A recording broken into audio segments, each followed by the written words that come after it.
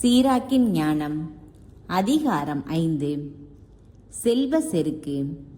உன் செல்வங்களில் நம்பிக்கை வைக்காதே, எனக்கு அவை போதும் என சொல்லாதே. உன் நாட்டங்களுக்கும் வலிமைக்கும் அடிமையாகாதே. உன் உள்ளத்து விருப்பங்களை பின்பற்றாதே. எனக்கு எதிராக செயல்படக்கூடியவர் யார் என சொல்லாதே.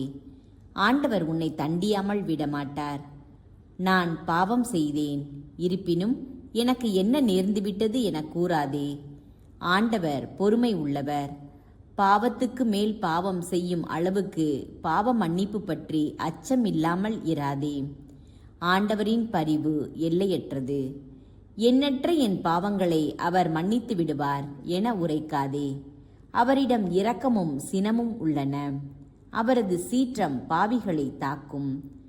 ஆண்டவரிடம் திரும்பி செல்ல காலம் தாழ்த்தாதே. நாள்களை தள்ளி போடாதே. ஆண்டவரின் சினம் திடீரென்று பொங்கி எழும்.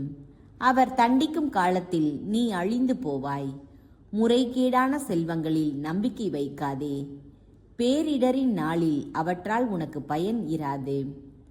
வாய்ப்பும் தன்னடக்கமும். எல்லா வகை காற்றிலும் தூற்றிக் கொள்ளாதே. எல்லா வழிகளிலும் போகாதே. இரட்டை நாக்கு கொண்ட பாவிகள் இவ்வாறு செய்வார்கள். உன் மனசான்றை உறுதியோடு பின்பற்று. முன்பின் முரண்படாமல் பேசு. விரைந்து செவிசாய். பொறுத்திருந்து விடை கூறு.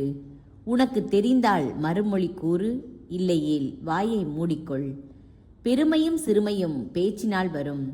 நாக்கே ஒருவருக்கு வீழ்ச்சியை தரும். புறம் கூறுபவன் என பெயர் வாங்காதே. உன் நாவால் மற்றவர்களுக்கு கண்ணி வைக்காதே. திருடர்களுக்கு உரியது இகழ்ச்சி. இரட்டை நாக்கினருக்கு உரியது கடும் கண்டனம். பெரியதோ சிறியதோ எதிலும் குற்றம் செய்யாதே. நண்பனாவதற்கு மாறாக பகைவனாகாதே. கெட்ட பெயர் இழுக்கையும் பழி சொல்லையும் வருவிக்கும். இரட்டை நாக்கு கொண்ட பாவிகளுக்கு இவை நேரும்.